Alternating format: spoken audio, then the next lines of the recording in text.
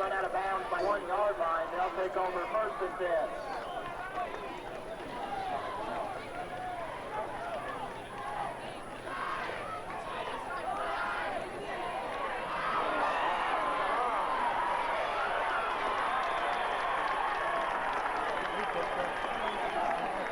Ball carrier on the play, number 32, Martin.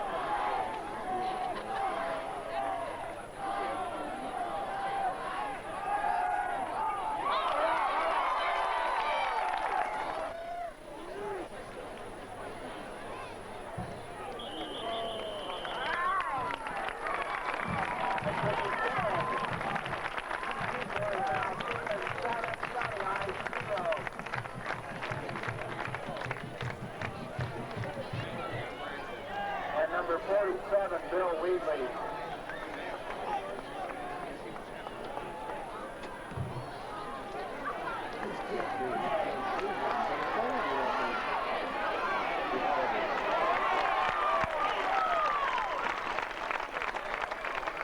Kick is returned by number 4, Pittsburgh. Tackle was made by number 62, Chad Myrick. Kick was returned to the Shawnee High 29-yard line, first and 10.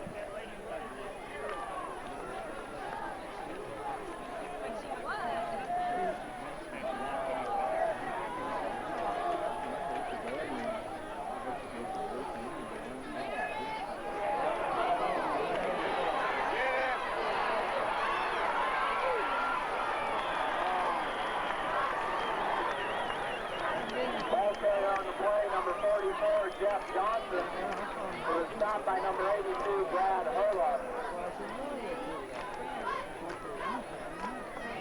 The run was good for about 15 yards. It'll be a first and 10 at the 44-yard line.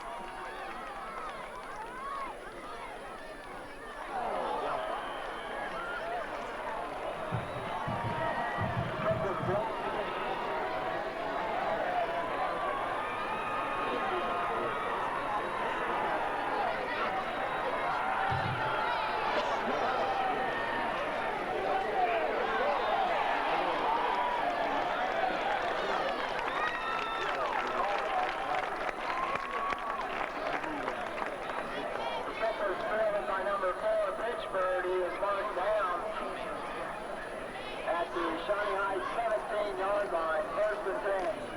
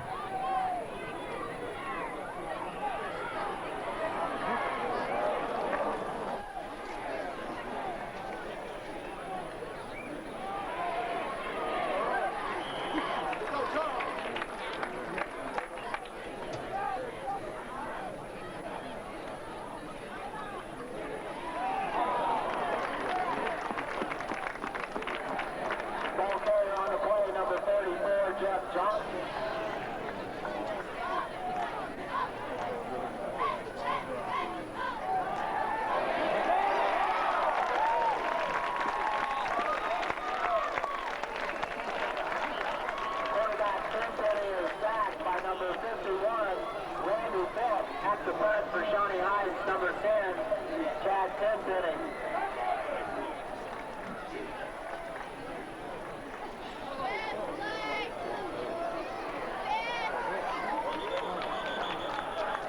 Fair catch on a play by number 10, Lance Scott. Knock him out this time.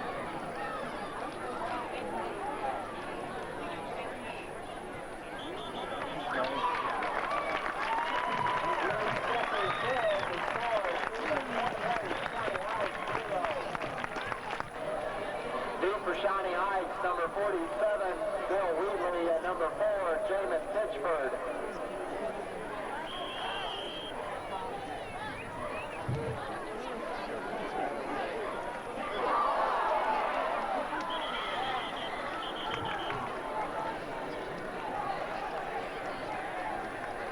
They'll have the ball first and 10 at their own 22-yard line.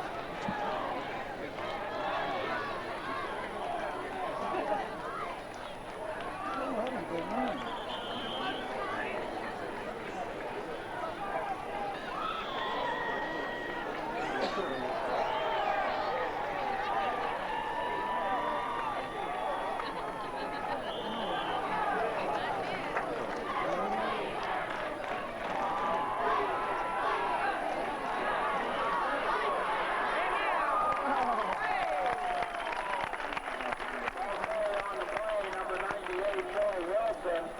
He was stopped by number 12, Mike.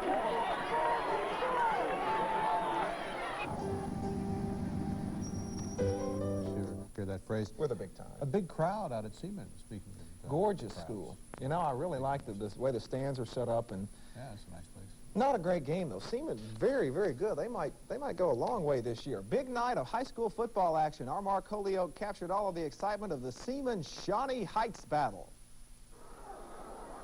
This game started not as a battle between two teams, but between Seaman's running backs. After Kirby Witt scored the game's first 3 touchdowns, the city's leading rusher, Carl Evans, decided it was his turn, busting in from 1 yard out to give Seaman a 28-zip lead. Shawnee Heights would get on the board before halftime as Chad Tenpenny hits Troy Wilson across the middle with just 11 seconds left. But in the second half, Seaman's running game took full control. Watch Viking QB Danny Marshall on this nifty run, dodging tackler after tackler. This one good for 43 yards. Then it's Evans, like he's done in his 2 previous games, breaking the big one. This one goes for 39 yards in all and the touchdown. So the beat goes on for Seaman's High School and running back Carl Evans. Evans has yet another big night as the Vikings up a record to 3-0. At a somewhat chilly Seaman Stadium, Mark Holyoke, 49 Eyewitness Sports. And Mark's not usually that noble.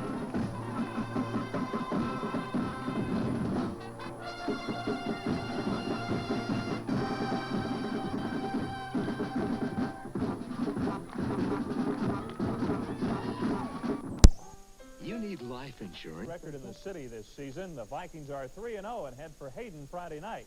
Directly tied to Seaman's success are the guys in the trenches, Seaman's massive line.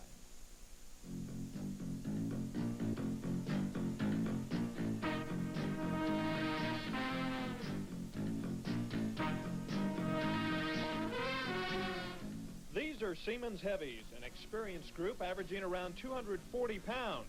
Jackie Finan is the left tackle, Jeff Glasgow the left guard. At center is Todd Kaufman. Right guard Steve Moten tips the scale at 270 pounds, and right tackle Scott Marquis completes the group. They have dominated line play, allowing Seaman to lead the city in total offense at 370 yards a contest. Well, I think we're a very big part because without us, they couldn't do it. And we got real good backs, so it's pretty equal. Moten and his fellow Mashers have met big numbers for Seaman running backs. Carl Evans tops the city charts with 561 yards, an incredible average of 8.5 yards a tote. Kirby Witt is third with 264 yards and an impressive 6.4-yard average carry. Both scored 3 touchdowns apiece Friday against Shawnee Heights. I'd say most of the success I have is directly related to the line. I mean, they do the rough part and they give me the ball, and I just try and find an opening. Yeah, it gives you a good feeling when you make a good block and you see the running back go beside you and going for the touchdown. It's a good feeling knowing that you did your job. Bill Mosley has been around Seaman football nearly 20 years. He headed the program for 13 years in the 60s and 70s, then came back to help his former player, Dale Sample. Mosley has never seen a better high school line. That's exactly right. All my years of coaching, I've never had. This is a junior college line, really, what it is, for size and everything. And all the kids are really working hard on their technique, and we're real pleased to block for the backs the way they run. You don't go anywhere without any blocking, especially in 6A football.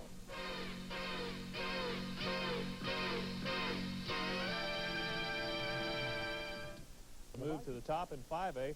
Fredonia is 5th in 4A. 17-yard touchdown run by senior quarterback Chris Walton. The Cruncher scrambles the left side for a 7-0 game. Marshall with a 10-yard pickup on Seaman's final scoring drive. Kirby Witt scored on a 5-yard touchdown run with 6:37 to go in the fourth quarter. Witt has scored in every game this year for Seaman. That made it 28-0. The Vikings shut out Emporia, dropping them to 3-2 overall, 3-1 in league play. There's the final play of the ball game. 5th-ranked Seaman is 5-0, 3-0 in the Centennial League. Seaman at Washburn Rural next week. Meanwhile, at more 22-0. Seaman just ripped Emporia. That's wrong. That's wrong on your screen. It was Seaman that won it 28-0. Darn it, flip it around. 28-0 for Seaman, and they still looking good and undefeated. Hayden beat Shawnee Heights 25-15. Play between Shawnee Heights and Highland Park tonight. The T-Birds put the back. They beat Emporia 10-0 tonight. Manhattan just slaughters Topeka 49-2. Manhattan outstanding, and Seaman shuts out Hayden 14-0. And with the help of drum majors, County standouts, fullback Don Hilliard and defensive lineman Brett Weiss, who will be walk-ons. K-State got letters of intent from a total of 10 linemen, all 220 pounds or better. The Cats also signed a quarterback and a defensive back. Glen Mason's second recruiting class consisted of 24 signatures today. 8 of those were Kansas products, including defensive back Charlie Bowen and lineman Gary Otis of Lawrence. Otis played last year at Coffeyville JUCO. Running back Dwayne Chandler, a first-team All-Stater from McPherson, was also inked by the Hawks. KU signed 3 quarterbacks, a wide receiver, and a trio of tight ends. 6 defensive linemen inked with the Hawks, including 6'4", 295-pounder Gilbert Brown of Detroit. Other signings of note were Manhattan's defensive back Maurice Benson, who's headed for Missouri. Washburn took 2 from Topeka, Seaman's Brad Hurla, and Hayden's Larry Lowry.